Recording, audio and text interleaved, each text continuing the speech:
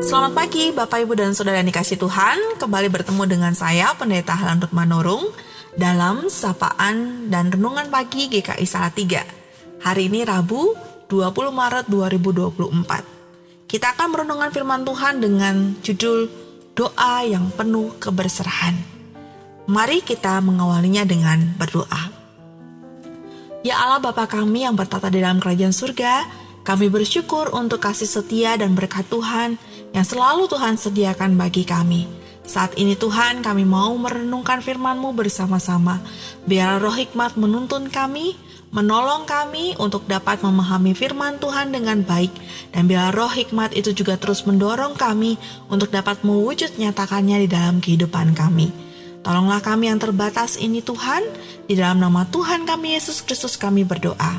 Amin. Saudara, firman Tuhan yang akan kita renungkan saat ini diambil dari Lukas pasal 22 ayat 42b. Tetapi janganlah kehendakku, melainkan kehendak-Mu lah yang jadi. Kita tentu mengetahui bahwa ada begitu banyak jenis doa. Ada doa ungkapan syukur, doa permohonan, doa penyerahan, doa pengakuan dosa, dan lain sebagainya.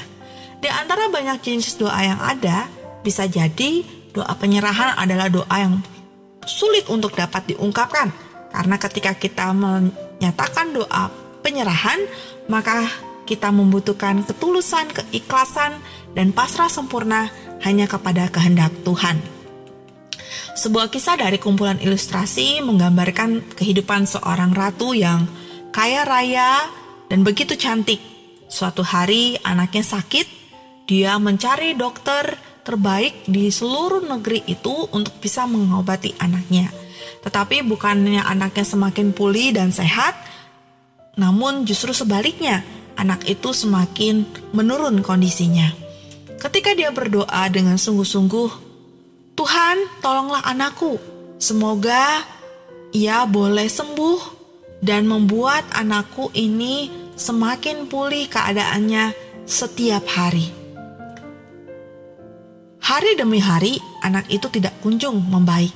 Para dokter akhirnya menyerah dan melaporkan kepada ratu bahwa mereka tidak mampu lagi berbuat apapun untuk sang anak. Di tengah kesedihannya, maka ratu itu terus berdoa. Bahkan dia mencari orang untuk dapat menyembuhkan anaknya. Seorang suci datang kepada ratu, dan orang itu mengingatkan ratu untuk berdoa. Namun ratu berkata, "Aku sudah berdoa, semua sudah kudoakan." Tapi orang suci itu menjawab, harusnya ratu berdoa untuk bisa menyerahkan anak itu. "Apa maksudnya?" kata sang ratu. Lalu orang suci itu menjelaskan, doa penyerahan adalah doa di mana ratu harus menyerahkan sang anak kepada Tuhan sepenuhnya, karena anak ratu adalah milik Tuhan. Apapun yang terjadi semuanya harus sesuai dengan kehendak Tuhan. Awalnya sang ratu tidak berkenan untuk melakukan doa penyerahan tersebut. Karena itu sama saja artinya dia harus merelakan kepergian anaknya untuk selama-lamanya. Namun karena melihat kondisi anaknya yang semakin memburuk, akhirnya dia berdoa kepada Tuhan. "Tuhan, anak ini memang darah dagingku, tetapi bukan milikku. Ia milik-Mu sepenuhnya.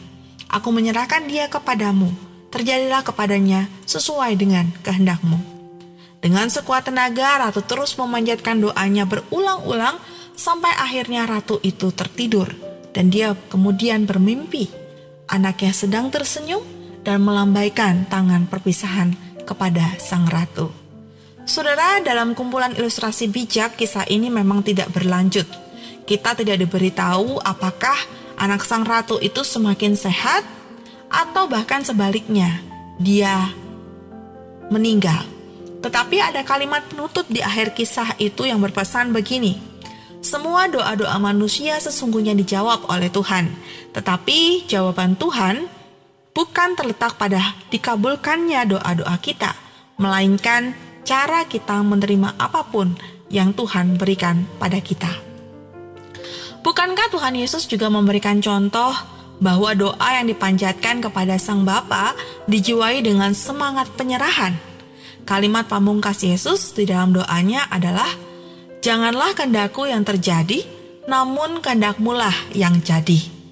Saat itu, Yesus sedang berada di tahap akhir kehidupannya sebagai manusia. Ia diperhadapkan pada jalan salib yang tidak mudah untuk diarungi. Bahkan sebagai manusia, dia masih meminta, "Ya Bapakku, jikalau sekiranya mungkin, biarlah cawan ini lalu daripadaku." Namun Yesus tahu bahwa menyerahkan diri sepenuhnya kepada Sang Bapa adalah bentuk kesetiaannya sebagai seorang anak kepada Bapa. Saudara yang dikasihi Tuhan, betapa seringkali kita memakai rumusan biarlah kehendak Tuhan yang terjadi dalam setiap doa-doa kita. Namun, ketika jawaban doa itu ternyata tidak sesuai dengan keinginan kita, dengan harapan kita, kita mulai bertanya-tanya, kita mulai menjadi kecewa dan bahkan marah dengan jawaban doa dari Tuhan. Oleh karena itu, marilah kita terus belajar untuk dapat menghidupi doa-doa kita dengan keberserahan. Berserah bukan berarti menyerah. Berserah bukan berarti tanpa usaha. Berserah adalah bentuk iman bahwa hidup kita adalah milik Tuhan.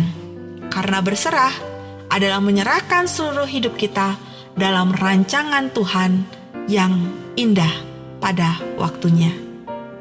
Amin. Mari kita mengakhiri renungan ini dengan berdoa. Tuhan Yesus Kristus, kami mau belajar daripada-Mu yang telah mengajarkan kami tentang arti kesetiaan dan menyerahkan seluruh hidup kepada Tuhan. Saat ini kami mau menyerahkan seluruh hidup kami kepada rancangan-Mu.